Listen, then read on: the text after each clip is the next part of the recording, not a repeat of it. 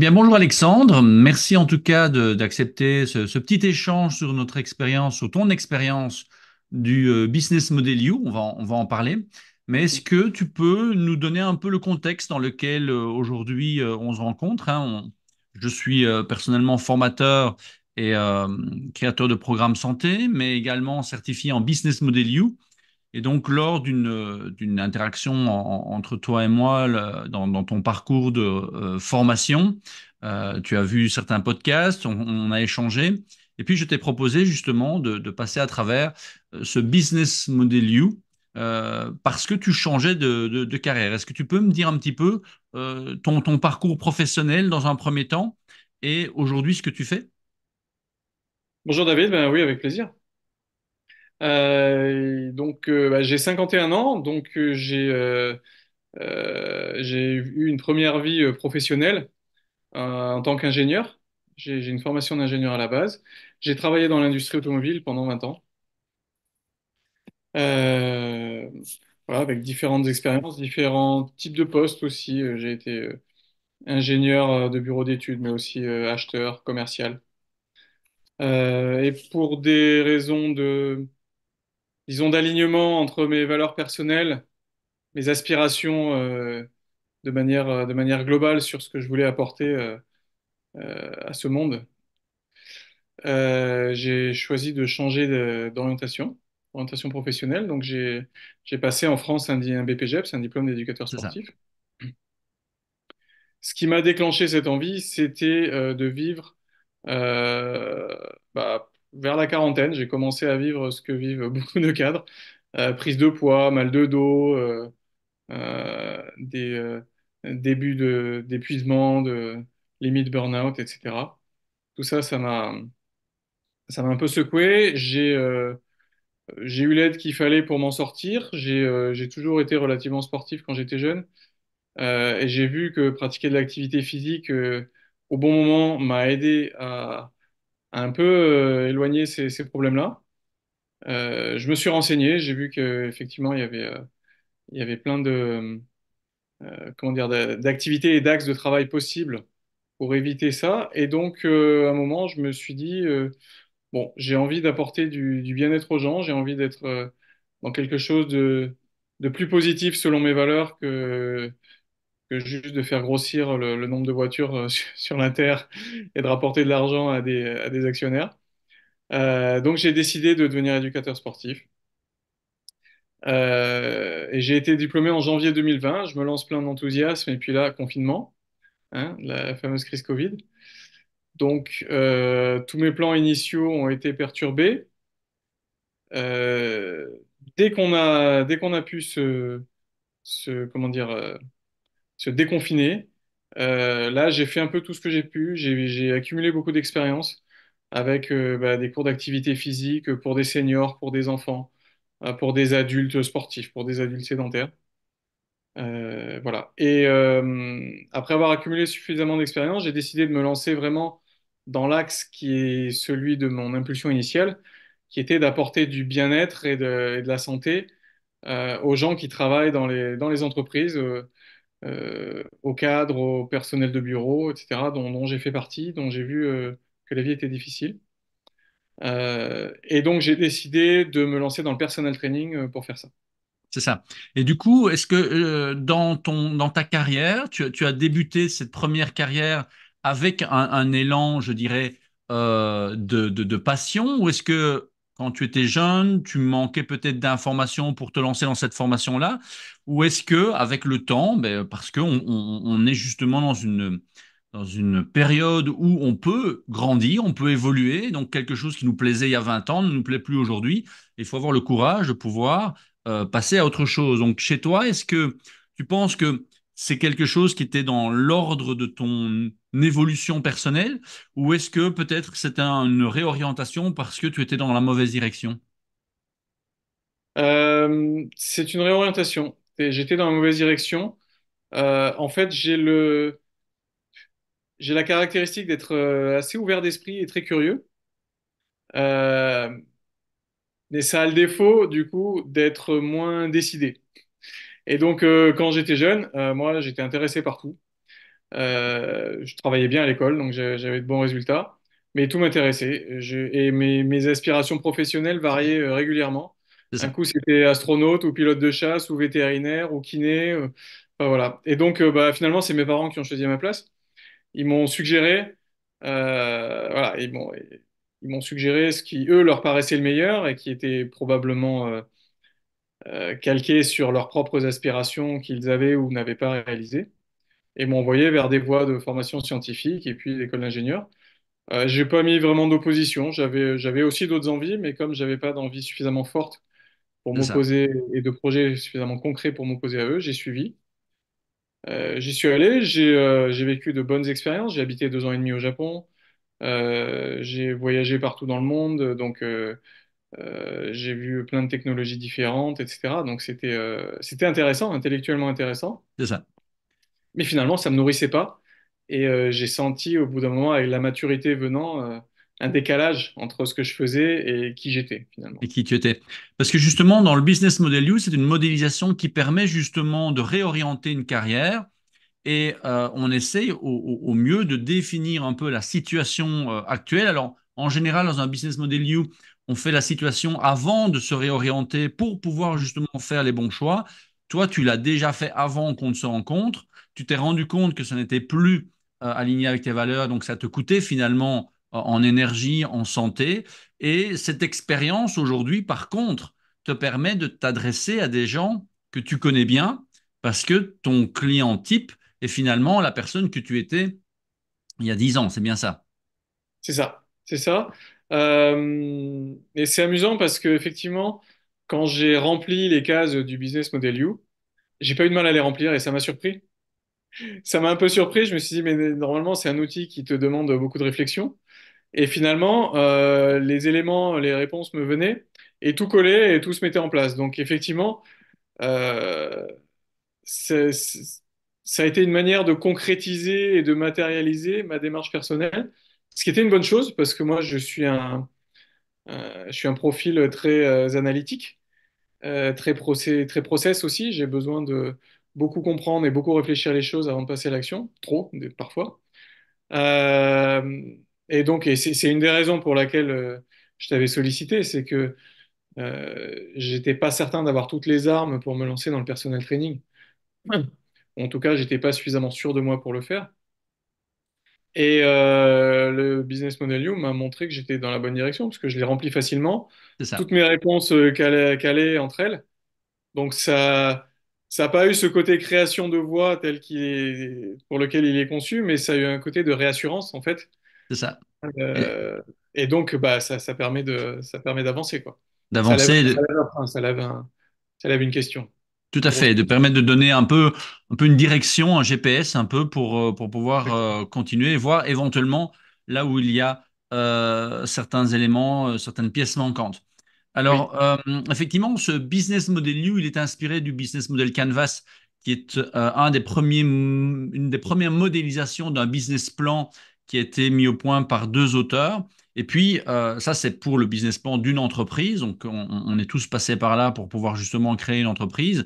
Le business model You, c'est vraiment dans la carrière d'une personne, voir quelles sont justement les qualités que peut-être quelqu'un a développées malgré lui dans une première carrière et qu'il pourrait transférer justement dans cette nouvelle direction. Dans ce cas-ci, tu avais déjà fait tes choix et dans d'autres cas, parfois la personne n'a pas encore fait son choix. Alors, personnellement, en tant qu'entraîneur et indépendant depuis plus de 20 ans, je m'intéresse surtout aux personnes qui, comme toi, ont déjà fait le pas de vouloir se réorienter vers le métier de coach sportif, de coach en nutrition, ou de ceux qui hésitent justement à le faire. Maintenant, à travers le processus que nous avons travaillé ensemble, hein, puisque c'est au cours d'une séance de 90 minutes, 90 minutes, avec la première partie sur éventuellement la situation actuelle et la deuxième partie sur la situation idéale. Et c'est là effectivement que j'interviens pour voir si dans la prise en main du coaché, par exemple, ou les différents outils, les différents protocoles à utiliser, eh bien, est-ce que tout est bien ficelé? Est-ce que tu peux nous partager quels ont été bénéfices de ce travail, même si c'est venu confirmer, je dirais, ton choix? quelles sont les pièces du puzzle qui t'ont permis d'avancer dans cette assurance de passer en tant que jeune entraîneur quelques années, puisqu'on s'est rencontré en 2023. Tu as fait ta réorientation, en tout cas, tu as terminé ton BPGEPS en 2020. Donc, quels sont les éléments qui t'ont permis d'avancer un peu plus vite ou de peut-être chercher des informations aussi autre part sur des points faibles que tu avais? Alors oui, c'est effectivement, ça m'a confirmé que j'étais dans la bonne direction. Par contre, ça a mis en évidence euh, surtout mes lacunes, je pense, euh, qui sont, qui étaient au niveau de la communication, de la vente. Entre vendre un produit comme dans mon ancienne vie ou un service et se vendre soi-même, c'est pas du tout la même histoire. Et donc, les partenariats aussi, l'aspect partenariat, etc., les ressources. Euh, Ça m'a permis de mettre, de mettre le point là-dessus, sur ce côté communication, sur l'aspect ressources. Et par contre, ça a permis également de me rassurer sur le fait qu'il n'y a pas besoin d'avoir, comment dire, tout construit de manière ultra propre et ultra définie, ultra précis avant de se lancer. Hein, il y a, beaucoup de gens le disent. Moi, j'aime bien Mike Horn, aventurier, qui dit si tu attends d'avoir toutes les solutions aux problèmes que tu rencontreras, tu partiras jamais. Il dit tu pars avec 2% des solutions et les autres viendront en marchant. Alors, je trouve que 2% c'est un peu faible, mais, Ça, c'est pas évident, oui, les 2%, oui. mais globalement, c'était ça. Le business model You m'a montré que j'avais une structure minimale pour me lancer, où étaient les points forts, où étaient les points faibles. Rien d'essentiel n'était oublié. Après, bah, j'ai travaillé sur la prise en charge. Tu m'as donné les C'est éléments ça. Parce de qu'il prise en charge, etc. euh, que j'ai parce que travaillé, sur lesquels j'ai pas forcément été satisfait de mon propre, de mon propre output. Donc, je suis allé chercher un peu après de l'aide ailleurs pour être plus solide sur certains éléments. Mais ça a permis de mettre le focus là où il y en avait besoin pour démarrer au plus vite. Ouais. ça, parce que je me souviens d'il y a un élément, et tu viens d'en parler, et c'est très intéressant, justement, en tant que coach, quand on se lance une première fois, c'est de vouloir axer sur les outils que l'on va utiliser, vendre un peu des outils. Alors que toi, tu as justement trouvé ton client cible idéal, puisque c'était toi il y a quelques années, et Mhm. c'est ça que tu vas vendre. C'est le résultat, quelque part, que tu utilises tel ou tel outil que nous, en tant que professionnels, on connaît et on aime s'entraîner avec ceci, où on sait que ça va donner des résultats, et on a tendance à mettre ça en avant, alors que le client, lui, c'est pas ça qui l'intéresse. C'est pas s'entraîner avec tel outil qui va l'intéresser, c'est le résultat. Et quel est le résultat que tu proposes aujourd'hui? Bah, le résultat, c'est un retour à la forme avec un objectif de santé et de bien-être. C'est vrai que j'étais centré sur les outils parce que je suis comme ça, je suis ingénieur, je suis un gros candidat au syndrome de l'imposteur aussi, donc je me rassure et je me cache Bien sûr. derrière des outils. Euh, mais j'ai vraiment réussi à orienter mon discours et à prendre confiance dans ma capacité d'adaptation des outils justement et des méthodes à chaque client. Euh, et ça a fonctionné là sur mes premiers clients que j'ai depuis janvier.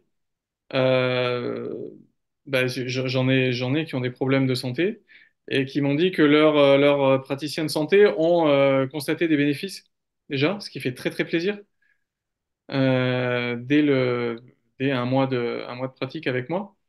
Donc ça, voilà, que ce soit du renforcement musculaire, de la gestion du stress. Pour une dame voilà, j'ai une dame qui a des cancers, qui fait des cancers du sein à répétition, qui est ultra stressée.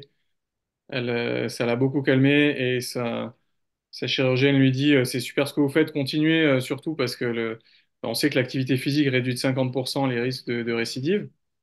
une autre qui a des problèmes d'hernie inguale et de plancher pelvien. Voilà, on en est à la séance 7. Sa kiné lui a dit qu'elle la trouve déjà beaucoup plus tonique. Voilà, donc là tu en parles, hein. Tu as là des interlocuteurs à travers le monde paramédical et médical, hein. Une médecin qui encourage sa patiente à poursuivre avec toi parce que les Ouais. gens sont perdus, ils savent pas quoi faire. Et ça, je pense que c'est quelque chose que je ramène souvent en formation, c'est que le métier du coach, on peut le critiquer pour mille une raisons, mais il fait de plus en plus partie du paysage du bien-être. Les gens ont besoin de se sentir guidés et avoir en face de soi quelqu'un qui n'est pas spécialement sportif de haut niveau depuis 25 ans, mais qui est passé par là par un changement de carrière, par des bobos, par des remises en question. Eh bien, il y a évidemment une empathie, il y a une compréhension de ton public qui est essentielle et qui va pouvoir justement faire un effet miroir. Et lorsque tu as des retours comme un médecin ou une kiné qui va dire ben, bravo, parce que c'est complémentaire et ça permet aux patients de progresser plus longtemps. Et comme tu l'as très bien dit, ça a un aspect mental également très important au niveau du déstress, hein. On sait que l'activité physique est le médicament le plus efficace contre le stress. Bien sûr qu'il faut pouvoir l'adapter à la personne. Et c'est ce qu'on a aussi travaillé dans ta prise en main, c'est les éléments que l'on a discutés par rapport à tes formations. Et donc, c'est effectivement un moyen de pouvoir, et je le dis toujours, vous différencier. Parce que à la fois, le coaching devient de plus en plus, entre guillemets, à la mode, hein. Le coaching en nutrition, ça fait une vingtaine d'années. Le coaching en entreprise, ça fait plus de 40 ans. Le coaching physique, c'est un peu entre les deux. Mais ce sont des professionnels qui vont pouvoir faire le lien entre euh, la théorie du médecin ou du kiné qui dit il faut bouger, il faut faire un peu plus, et la mise en pratique sur le terrain. Ça, c'est, je pense, vraiment essentiel de pouvoir savoir ben, quels sont mes champs de performance et d'activité par rapport aux médecins, par rapport aux kinés qui peuvent me référencer des patients. Donc ça, c'est assez extraordinaire puisque on en a parlé un peu avant cette interview. Tu as vraiment pu démarrer il y a quelques mois ton activité et au niveau commercial, ben ça, c'est ta première carrière qui t'aide. Maintenant, effectivement, il faut pouvoir amener le discours avec, je dirais, tes compétences en dehors de ce syndrome de l'imposteur, parce que tu ne te dis pas ni médecin, ni kiné, ni magicien, Oh, ni que c'est. Coach sportif, tu as une formation solide qui te permet justement d'aborder les problématiques de personnes qui vivent ce que toi tu as vécu, enfin en tout cas lié au stress du quotidien. Comment tu te sens par rapport justement à la séance qu'on a vécue ensemble il y a quand même plus de 6 mois maintenant, par rapport justement à ces points faibles? Est-ce que aujourd'hui le business model You t'aide encore à poursuivre? Parce que le business model You, il a l'avantage de pouvoir faire une étude de la situation. Maintenant, si effectivement tu vois que dans la communication, dans la prise en main, il y a des faiblesses, c'est à ce moment-là qu'il faut aller voir l'expert ou le professionnel et ça, c'est un gain de temps assez remarquable. Et donc aujourd'hui, est-ce que cette modélisation te permet encore d'être utilisé comme GPS ou est-ce que là maintenant tu es lancé et tu as tous les outils en main? alors, le succès est venu un peu vite tout d'un coup, en fait. J'ai ramé un moment et puis tout est venu d'un coup. Donc, j'ai plutôt des soucis d'organisation personnelle pour pour gérer le long terme, disons, et l'analytique par rapport au court terme. Ceci dit, j'ai prévu de refaire un point dessus. J'ai en tête les différentes cases, la trame. Et je sais que je suis encore un peu en mode brouillon ou un peu en mode survie, je dirais, sur certains aspects, en mode lancement, disons, en mode démarrage, qu'il faut que je les consolide. Donc, je prévois de me refaire un point sur ces aspects-là. D'autant plus que euh, là, c'est un effet un peu inattendu, mais en allant rencontrer des cadres et des entrepreneurs, j'ai découvert un nouveau marché que je soupçonnais pas, qui est le bien-être en entreprise. Beaucoup m'ont sollicité, m'ont dit, mais est-ce que tu fais pas des interventions en entreprise? Parce que voilà, les problèmes de sédentarité, les troubles musculo-squelettiques, la gestion du stress, tout ça. Euh, et donc, je commence à y réfléchir. Je suis en train de préparer une offre sur un volet donc plus collectif en entreprise. Mhm. Euh, j'ai prévu de faire une formation là au mois de mars, d'ailleurs, avec un spécialiste là-dessus des pauses actives du réveil musculaire. Encore une fois, moi j'ai mon idée de ce que je pourrais faire, mais je préfère aussi m'appuyer sur des pros qui le font déjà pour être sûr d'être propre. Et donc, ça va me donner l'occasion de remettre le business model You sur la table pour voir comment je démarre rapidement cette activité complémentaire. Parce que finalement, le personal training, c'est génial, on aide les gens en profondeur, mais on en aide peu. Et j'ai un peu une âme de formateur ou d'évangéliste sur tout ça. Et donc, j'ai envie aussi de communiquer au plus grand nombre. Donc, voilà, dans tous les cas, je vais repasser le Business Model U au scanner bientôt pour, euh, pour cette autre activité dérivée. C'est ça. Et là, tu peux utiliser les deux modélisations, à la fois le business model Canvas pour cette Ouais. ce nouveau service, mais également le business model You de voir, tiens, mais dans, je dirais, l'organisation justement de ton activité et les valeurs que tu veux partager, tu as une situation aujourd'hui de personal trainer, tu voudrais aussi avoir une situation de conférencier éventuellement, quels sont et à ce moment-là, tu peux passer par les 9 cases qui vont te poser les questions sur, tiens, comment je peux passer de mon rôle de personal trainer vers un conférencier en entreprise sur le bien-être et de quoi j'ai besoin, de quels partenaires j'ai besoin, quels vont être les bénéfices de cette nouvelle activité par rapport à ce que je fais aujourd'hui. Et ça, tu viens de le dire, c'est de pouvoir toucher plus de monde et probablement aussi de pouvoir organiser ton agenda, ton équilibre professionnel et personnel d'une autre manière pour ne pas te retrouver d'ici 5 ans avec beaucoup de succès, mais plus de temps pour toi, évidemment. Si ça, c'est pas le but. Ouais. C'est assez clair que ça serait être le cordonnier le plus mal chaussé. J'ai pas envie, j'ai pas envie de l'être. Ouais, ouais, ouais, non, mais je t'avais rapidement donné par email un indice sur cette direction. Et tu m'as dit que c'est probablement pas une dispersion. Parce que je me demandais, je me disais, ah, mais à peine démarrer quelque chose, si je démarre autre chose, est-ce que je me disperse pas? Je sens intérieurement que c'est dans la même lignée, mais effectivement, je vois très bien comment le business model You peut me permettre de valider, de valider ça, d'articuler les choses et de faire que les deux axes d'activité s'enrichissent mutuellement. C'est ça. Et donc, pour terminer, alors, Alexandre, par rapport à ton expérience, est-ce que tu recommanderais justement ce travail de coaching, qui est un travail épisodique, hein, puisque, encore une fois, une fois que tu as fait ta modélisation, après, tu reçois un dossier. Je partagerai quelques pages de ton dossier, si tu le permets, après notre échange. Et à qui tu recommanderais justement ces séances de coaching? Alors oui, je le recommande, c'est clair. Parce qu'il y a, selon la personnalité de chacun, il y a toujours des points forts, des points faibles, des points qu'on a oubliés, au contraire des points inutiles sur lesquels on se concentre et qui servent pas à faire avancer. Donc ça permet vraiment d'aller sur le MVP, hein, comme on dit dans les startups, le produit viable minimum qui permet de se lancer et d'être sûr qu'on va dans la bonne direction ou de tester. À qui je le proposerais déjà à tous les coachs sportifs ou même coachs en nutrition Ils qui sont se déjà lancent. coach, ça les Ouais, aiderait. ouais, je pense. On voit pas mal de coachs sportifs qui sortent de formation, qui sont pleins de techniques sportives, mais qui sont assez démunis côté business, côté marketing. J'ai l'exemple d'un ami qui a pas arrêté de tourner entre du coaching à domicile, du coaching chez Basic Fit avec un personnel trainer un peu en entreprise. Finalement, il a décidé de se lancer tout seul, indépendant, et il loue une place dans une salle de CrossFit et puis il galère à trouver ses clients.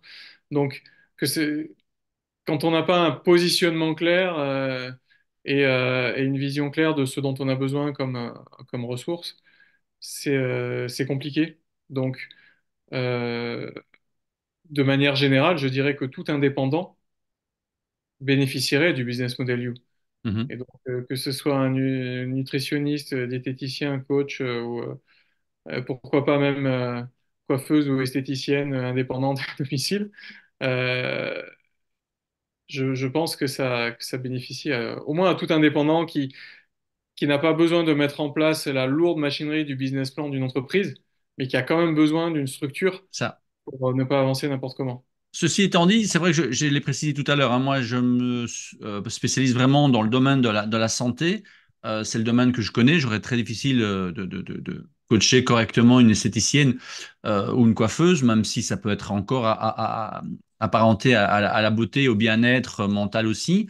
Mais est-ce que tu le recommanderais aussi à quelqu'un qui hésiterait de changer de carrière? Parce que ça, c'est vraiment le cœur du business model You. On en a parlé par rapport à le fait que toi, tu l'aies déjà entamé ce changement de carrière avant de faire la modélisation.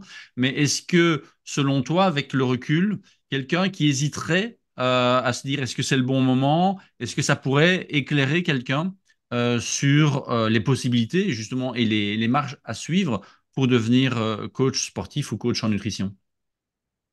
Oui, oui, oui, oui, clairement. Euh, Est-ce que clairement, toi, ça t'aurait aidé au moment où tu t'es posé les questions d'un changement de carrière? oui, oui, et c'est un bon outil d'orientation, oui, oui. Et surtout, ça mène à faire un travail qu'on fait rarement, qui est de travailler sur ses forces et faiblesses, sur ses atouts. Parce que quand on fait une réorientation, c'est souvent par défaut. Au Hmm. départ, c'est avant tout parce qu'on veut quitter une situation. Ou alors c'est parce que on est passionné, on a une attraction irrésistible vers quelque chose. Il y a souvent donc un côté émotionnel. Et après, la partie rationnelle, on la réduit souvent au matériel, à Mhm. l'argent, l'investissement, l'organisation, etc. Les compétences, les connaissances. Mais réellement, les soft skills, les valeurs, par exemple, toute cette partie fondamentale qui fait qu'on est sûr d'aller dans la bonne direction, euh, sans coaching, je Ouais. pense pas qu'on soit capable de le faire. Et ça, c'est une manière simple, concrète et rapide de faire le point là-dessus. C'est Donc, ça, mais là tu soulèves un point que je voulais aborder tout à l'heure et finalement on est passé plutôt sur ta situation aujourd'hui et ce que tu as développé et on va conclure avec ceci, c'est qu'effectivement il y a de plus en plus de coachs sur le marché, mais chaque coach pour moi, même si tu vends ou tu promets ou la valeur ajoutée c'est le résultat. Comme tu l'as très bien dit aussi, c'est toi te vendre, c'est ton histoire qui va faire que les gens vont s'intéresser à toi plutôt qu'à moi parce que tu es un ancien cadre, que tu connais le domaine de dans l'entreprise, que tu es passé par ces éléments-là, que tu n'es pas né avec les tablettes de chocolat, enfin si on est tous nés avec les tablettes de chocolat, mais que ce n'est pas ta pratique depuis le plus jeune âge, que tu, enfin, tu as toujours été attiré par le sport, mais ça n'a pas été ton métier. Et ça peut rassurer toute une série de personnes qui vont se sentir moins à l'aise avec un coach sportif qui est coach sportif depuis 30 ans, parce qu'ils se disent, bah oui, lui, il est en forme parce qu'il n'a jamais fait que ça. Il ne sait pas ce que c'est que de prendre 10 kilos, d'être fatigué, d'être stressé, de gérer une équipe et de ce genre de choses. Donc je pense qu'il y a vraiment cette particularité, comme tu l'as dit, de découvrir quels sont tes points forts, ton histoire, ta première carrière, ton expertise, de père, d'entrepreneur, d'employé, de cadre, qui peut effectivement être un outil et une caractéristique qui va te démarquer du coach d'à côté, qui va donner du très bon travail aussi, mais qui va toucher une autre population.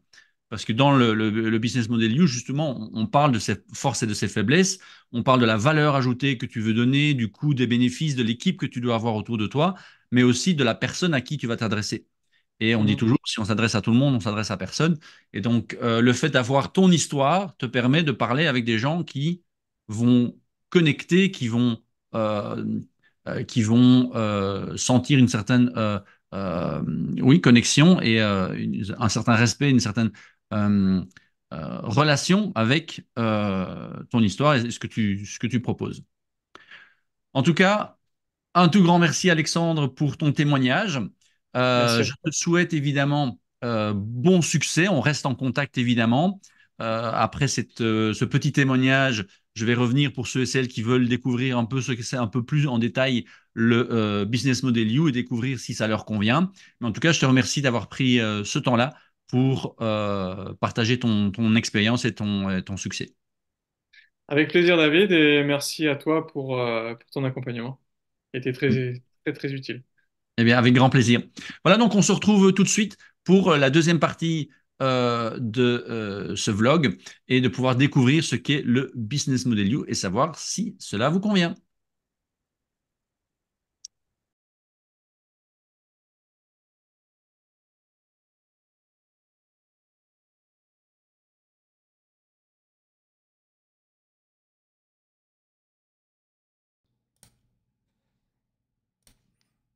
Voici le rapport complet de la modélisation optimale d'Alexandre Born. Un rapide coup d'œil sur la modélisation Business Model Canvas de départ et celle adaptée à une carrière. Dans ce rapport qui fait suite aux 90 minutes de séance en Zoom ou en présentiel, vous avez un rappel des 5 étapes. L'étape 1 qui est l'évaluation de la situation actuelle et l'étape 2 qui est la situation optimale que vous aimeriez atteindre. Ensuite, vous recevez une liste de stratégies à mettre en place durant 4 semaines de coaching par email et l'éventualité d'être invité dans mon podcast.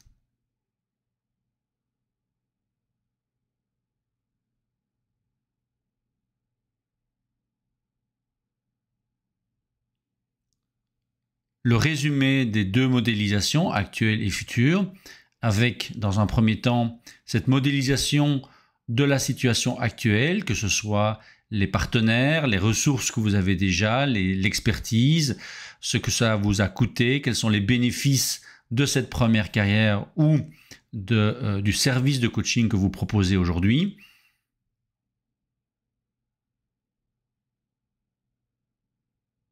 Et en étape 2, l'élément central de cette modélisation, c'est la description finalement des services et de la mission que vous vous êtes donné en tant que coach en nutrition ou coach sportif.